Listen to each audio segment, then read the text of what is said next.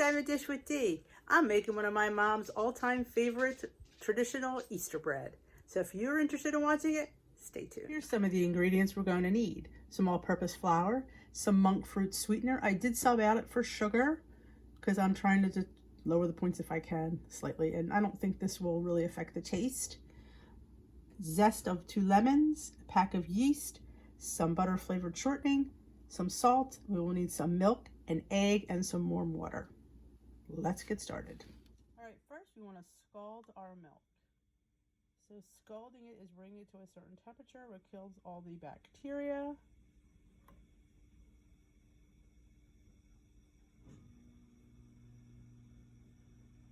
So once I get it, I think it's 150 degrees. Then I'm going to add the shortening, the sugar, the salt, and lemon zest and melt that all together. I'm going to let that cool, and we will come back and start with our putting this together. But this mixture, we'll get this, the lemon zest, the shortening, and the monk fruit into the milk, and then I've let it cool.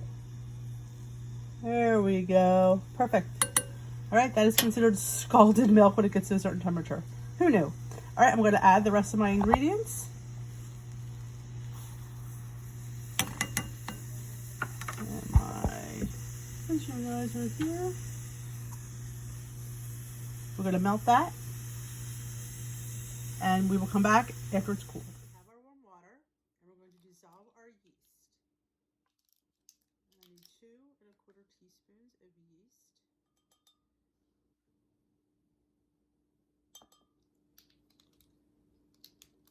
That's the same amount in 1 package. I'm going to put a little packet of sugar. Yeast needs something to eat. So we want to activate our yeast. Give it a little mix. And my water was about 100 degrees Fahrenheit. I used a thermometer because you don't want it to be too hot, you don't want it to be too cold. You want your yeast to bloom. So we're going to wait till our yeast to bloom, then we're going to mix our cooled milk and shortening, lemon zest mixture, and monk fruit, shortening, milk, and lemon zest. We're going to mix everything together with an egg. But we're waiting for the yeast to bloom. So in a minute, I will show you what that looks like. All right, as you can see this, our yeast is all foamy, so we know it's activated. So I'm going to add my spatula here, my shortening, sugar, or actually monk fruit, and lemon zest mixture. Milk is in there too. And our beaten egg.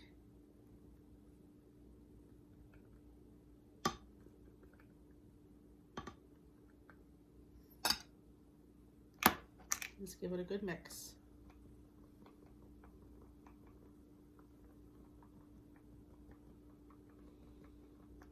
All right, we're going to go over to the mixer, and we're going to incorporate this with our flour. I'll bring you over. My flour in my mixer. I'm going to use my handy dandy dough hook. Going to pour my mixture in with my flour. Get all that zest out of there because that's where all the goodness is.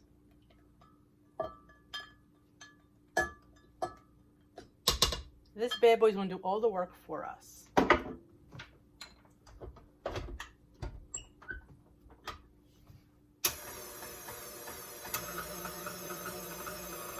I'm going to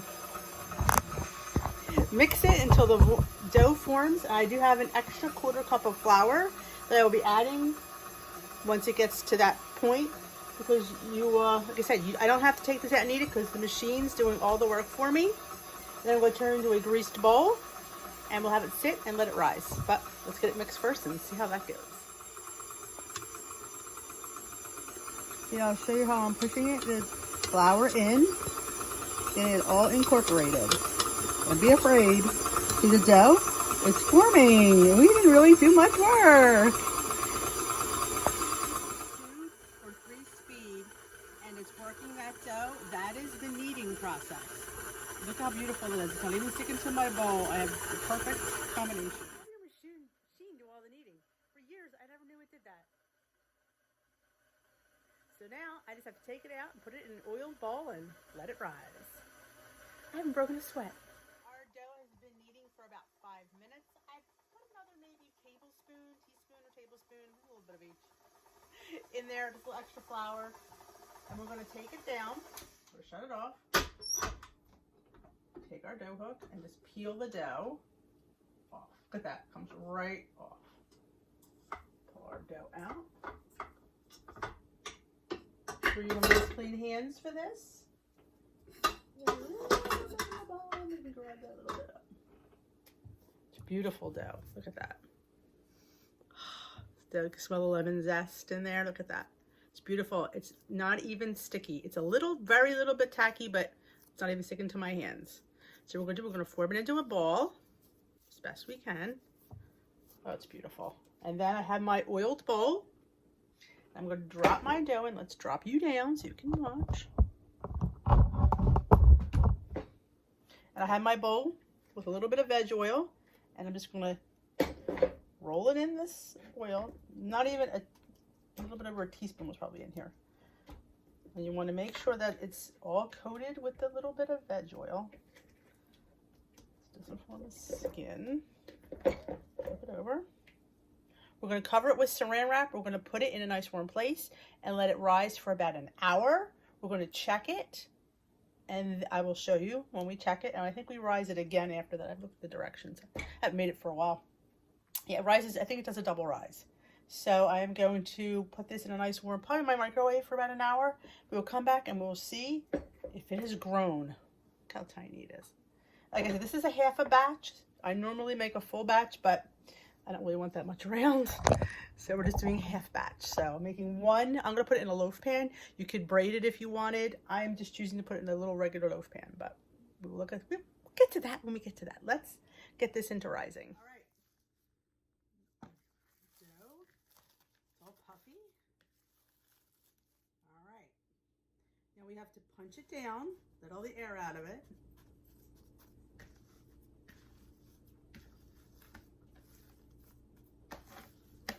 According to my mother, she lets it rise another half an hour. So that's what we're going to do. We're just going to punch it down. I'll put the saran wrap back on. And we're going to let it rise for another half an hour. And then we're going to put it in our bread. I'm doing a loaf pan today. And we'll put it in our loaf, and then we will get it all baked off. I decided I'm not going to let it rise in the bowl. I'm going to let it rise in my loaf pan. Quick decision time. Yeah, I don't remember if that's what she did, but kid, not around to ask. So we'll put our dough in here, put it down. I'm gonna let it rise in here, covered, in a warm place for another half an hour, and then we're just gonna pop it in the oven to bake. And I will show you what it looks like before we put it in the oven to bake. We're just gonna put it in our microwave for about half hour or so. To the top, we're going to do a quick little egg wash over the top so it comes out beautiful. We will bake it for about, the directions say 20 minutes. So I am going to, now you can put your candies on now, or you can put them when you put the glaze. It's entirely up to you. My mother, I obviously did it before the glaze, but I like to do it after the glaze. I could do it before, that might not be a bad idea. So be very generous with your egg, because this is really going to be a pretty loaf. Like I said, you could braid it, you could make it in individual loaves, but I'm just doing a quick version in a loaf pan today for you guys. So I'm going to bake this in my 350-degree oven for 20 minutes. I will check it, and then we will know more once I check it, because it is 350, right? I should double check that. Oh, it's 375. I gotta hire my oven. It's 375 for 20 minutes. So I'm gonna hire my oven, put my sprinkles on, and I'll bake her away. And then we'll come back when I pull it out of the oven and let you know how long I actually did bake it. But I'm going to try for 20 minutes right now. Ready for the oven. I will not put this saran wrap in there with her, but she's ready to go in. I have just removed. She did bake just for 20 minutes at 375. I did glaze her with an egg wash and sprinkles before I put her in. I always say it's her, I don't know why. So she is done. Look how beautiful she looks. That is a beautiful loaf of Easter bread.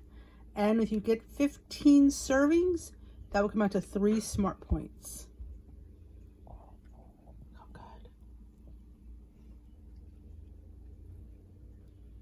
Yep, brings me back to when I was a child.